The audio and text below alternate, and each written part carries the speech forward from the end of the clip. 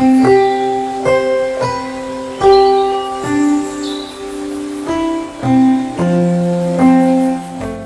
Viewers, मेरा नाम doctor Tariq Naseem है। मैं as a senior urologist Max super speciality hospital में अपनी सर्विसेज देता हूँ। मैंने अंडर ग्रेजुएशन और post graduation King George's medical university Lucknow से और अपनी MCH यूरोलॉजी की ट्रेनिंग जिपमर पौंडीचेरी से की है, which is an institute of national importance. आज हम बात करेंगे एक कॉमन एंटिटी जिसका नाम है over active bladder. Over active bladder एक डिज़ीज़ नहीं बल्कि एक सिम्टम कॉम्प्लेक्स है जिसमें कि पेशेंट को एक फ्रीक्वेंट और सडन अर्ज होता है to go and pass urine, और ये वो पोस्टपोन नहीं कर पाता। एक नॉर्मल ब्लैडर जो है इज़ लाइक अ रिजर्वायर और बलून जिसमें स्ट्रेचेबिलिटी होती है और उसकी जो मसल होती है डिफ्यूज़र मसल फिलिंग फेज़ में रिलैक्स्ड रहती है ताकि यूरिन को वो ठीक से अकोमोडेट कर सके। और नॉर्मल कैपेसिटी एडल्ट ब्लैडर की जो 500 ml की है तब तक जब तक कि उतना अकोमोडेट नहीं हो जाता यूरिन तब तक ब्लैडर प्रेशर्स बढ़ते नहीं हैं। ओवर एक्टिव ब्लैडर में क्या होता है कि ये स्ट्रेचेबिलिटी यानी कंप्लायंस कम हो जाता है और ब्रेन एक इनकरेक्ट सिग्नल देता है even if the bladder is not very full. तो जो डिफ्यूज़र मसल होती है ब्लैडर की वो कॉन्ट्रैक्ट करती है और एकदम से ब्लैडर प्रेशर्स बढ़ते हैं, मरीज़ को अर्जेंसी होती है और वो कंट्रोल कर नहीं पाता, पेशेंट यूरिन लीक हो जाता है।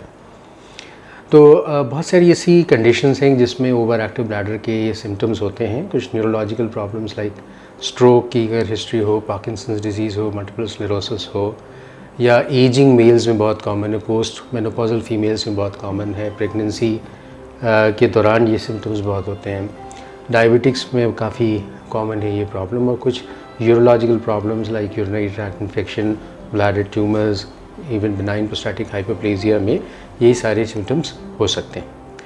हिस्ट्री में ये सारी चीज़ों की हिस्ट्री लेनी होती है, कब से सिम्टम्स हैं, फिर सिम्टम्स फ्रीक्वेंसी के होते हैं यानी विदिन 2 आवर्स जाना यूरिन करने के लिए, अर्जेंसी यानी बहुत स्ट्रॉन्ग अर्ज आप उसको पोस्टपोन ना कर सकें, अर्ज इनकॉन्टिनेंस यानी तेज़ लगने पे लीक हो जाना यूरिन, ये सारे सिम्टम्स हो सकते हैं। या नॉक्चुरिया हो सकता है, यानी रात में 2 बार से ज़्यादा पेशाब करने के लिए जाना।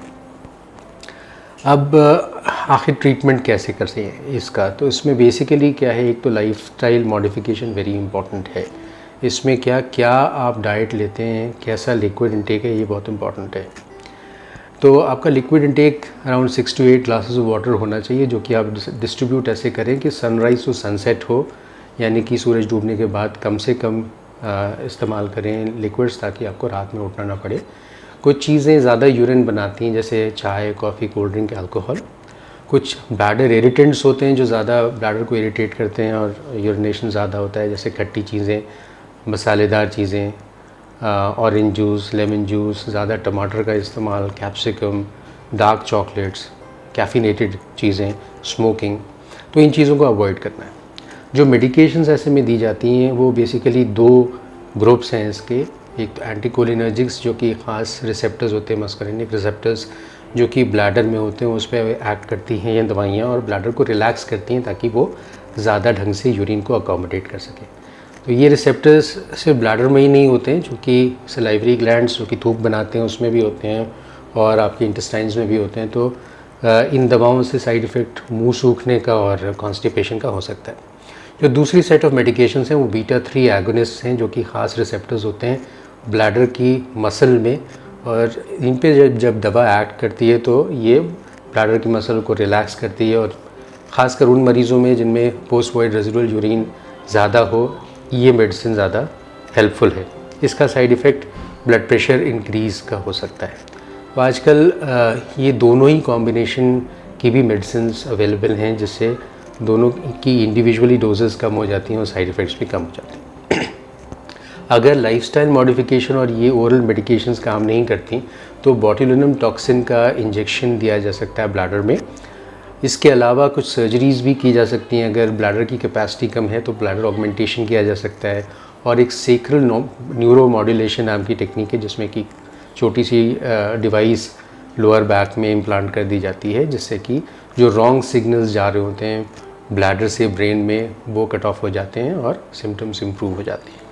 कीगल एक्सरसाइजेज़ बहुत कारगर होती हैं ओवर एक्टिव ब्लैडर में। इसमें मरीज़ को अपने पेल्विक फ्लोर की मसल्स को जो है एक्सरसाइज कराई जाती है ताकि वो स्ट्रॉन्ग हो जाएं और ब्लड पे कंट्रोल बेहतर हो जाए।